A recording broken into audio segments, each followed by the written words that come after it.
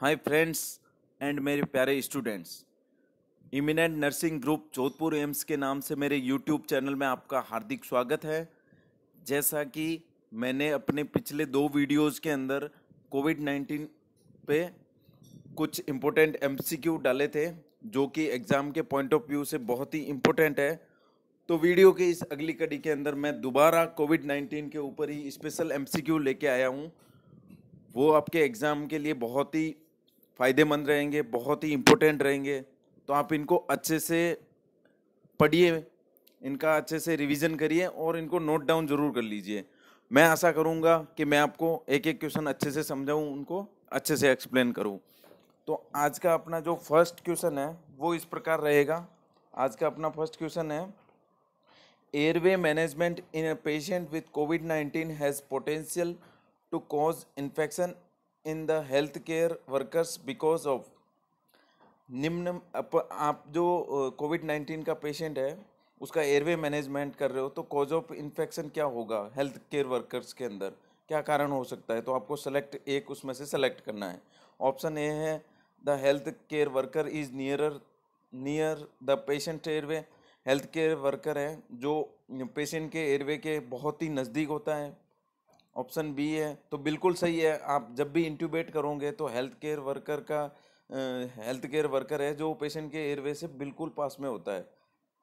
Option B है patient PPE must be removed for airway management. हाँ, जब भी आप इंट्यूबेट करोगे या एलएमए डालोगे या एयरवे डालोगे तो आपको पेशेंट का पीपीई रिमूव करना पड़ेगा, तभी आप उसको एयरवे पैटर्न कर सकते हो। ऑप्शन सी है all of choice. Option D है इट कैन जनरेट एरोसोल। ये एरोसोल भी जनरेट करता है क्योंकि जब भी आप एयरवे में कुछ इंट्यूबेट करोगे, एयरवे मैनेजमेंट करोगे तो उस टाइम कुछ सिक्रेशंस वगैरह है वो गैस के रूप में या बाहर ही तरल पदार्थ के रूप में बाहर निकल सकते हैं, तो इट कैन जनरेट एरोसोल। तो इसका जो करेक्ट आंसर होगा वो होगा option C, all of choice. Next question है आज का, during pulmonary cardiopulmonary resuscitation of a COVID-19 patient, the following is not recommended। आप जब भी कोविड-19 के पेशेंट को कार्डियोपल्मोनरी रिससिटेशन करोगे तो कौन सा निम्न में से रिकमेंडेड नहीं है, कौन सा रिकमेंडेड नहीं है। Option A endotracheal intubation, option B deep fibrillation, option C chest compression, option D है माउथ टू मास्क वेंटिलेशन। तो कोविड-19 का पेशेंट है, मैंने पहले भी आपको क्वेश्चन के अंदर बताया था कि ये ड्रॉपलेट सिक्रेशन या रेस्पिरेटरी रूट के थ्रू एंट्री करता है और तो आपको उससे प्रिवेंट करने के लिए आपको माउथ टू मास्क वेंटिलेशन है वो नहीं करना है। इसके बाकी सारे ऑप्शन है जैसे एंडोट्रेकियल इंट्यूबेशन कर सकते हो आप, डिफिब्रिलेशन कर सकते हो, कंप्रेशन भी दे सकते हो, लेकिन आप माउथ टू मास्क वेंटिलेशन है वो आपको नहीं करना है। नेक्स्ट नेक्स्ट क्वेश्चन है आपका, following can lead to aerosol generation during airway management accept.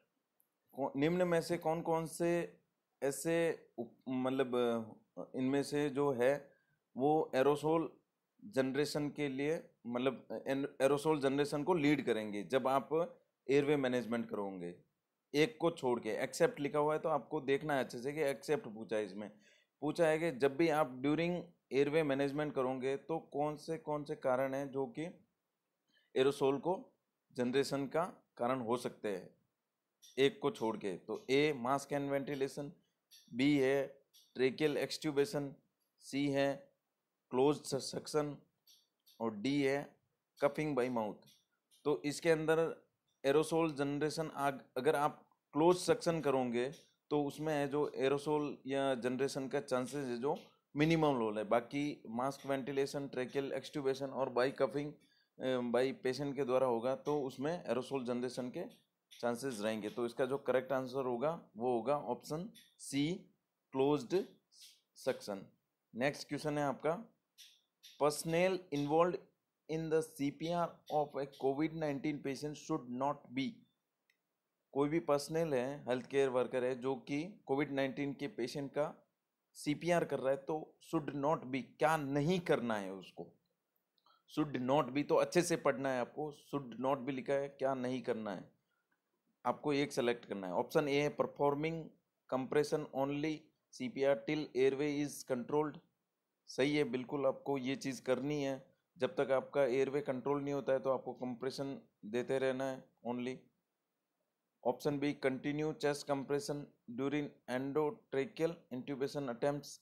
Option C है in aerosol generating procedure recommended PPE. Option D है performing chest compression at the rate of 100 to 120 compression पर minute. तो compression का rate एकदम सही दे रखा है, इसमें 100 to 120 रखना है आपको, बिल्कुल सही है।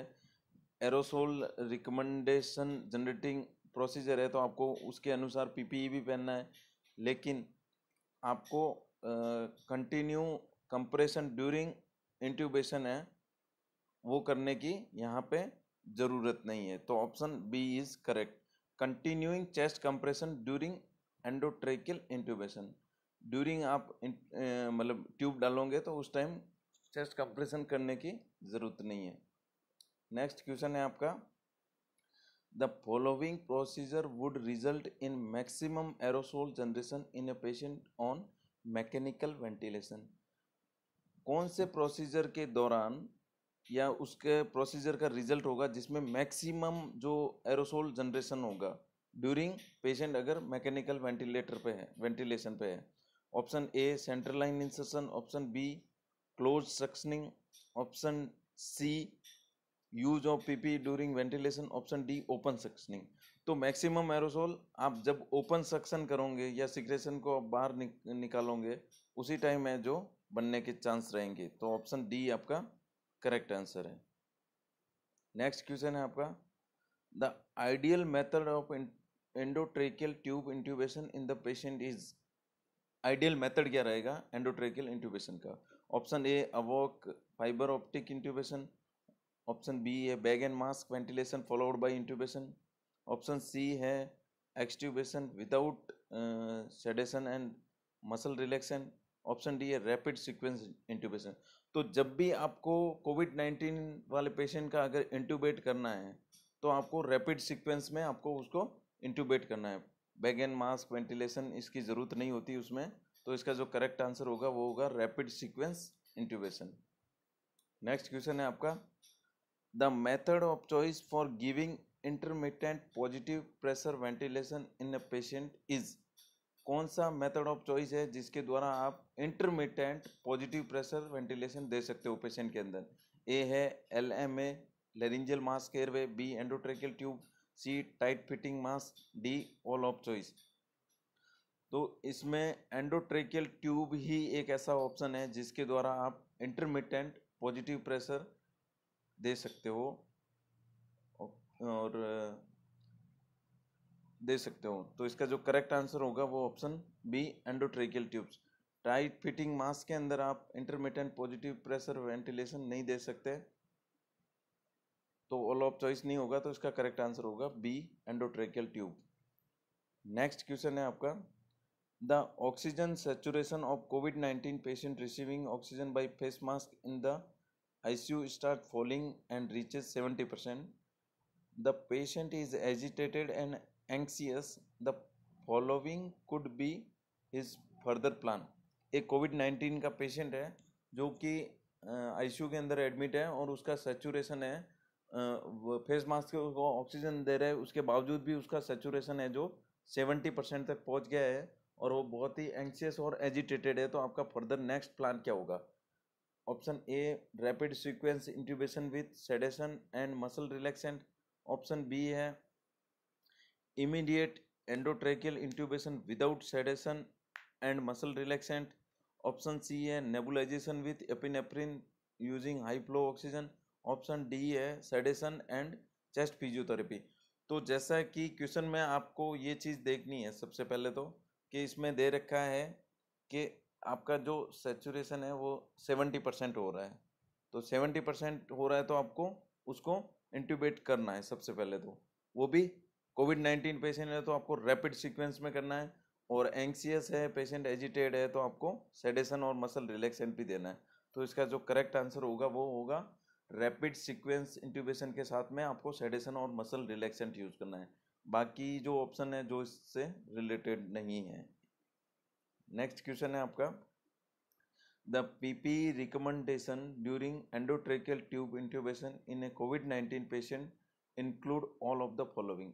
आप कोविड-19 पेशेंट को एंडोट्रेकियल ट्यूब इंट्यूबेशन कर रहे हो, तो उस दौरान कौन कौन सा पीपीई रिकमेंडेशन मतलब इंक्लूड होगा, जो पीपीई आपको रिकमेंडेड करेंगे उसमें क्या क्या इंक्लूड होगा, एक को छोड़ के एक्सेप्ट पूछा है तो आप कवर्स ऑल्स, आपको अच्छी तरह से पूरा कवर होना है। ऑप्शन बी है फेस शील्ड, फेस शील्ड बिल्कुल बहुत ही इंपॉर्टेंट है। और ऑप्शन सी है सर्जिकल मास्क, ऑप्शन डी है डबल ग्लव्स, डबल ग्लव्स भी पहनना है, लेकिन यहाँ पे सर्जिकल मास्क की जगह पे N95 मास्क का आपको यूज़ करना है, क्योंकि जो कोविड वाला पेशेंट है उसके लिए जो उपयुक्त मास्क रहेगा वो होगा N95। तो यहाँ पे सर्जिकल मास्क है वो एक प्रकार का एक्सेप्ट होगा। नेक्स्ट क्वेश्चन है आपका, और इस वीडियो का जो लास्ट क्वेश्चन है वो इस प्रकार है, which of the following is not a part of PPE recommendation for personal involve in aerosol generation procedure. जब भी एरोसोल जनरेटिंग प्रोसीजर हो रहा है तो वही सेम क्वेश्चन है, पीपीई में कौन सा है जो पीपीई का कौन सा कंपोनेंट है जो इसका पार्ट नहीं हो सकता, not a part of PPE.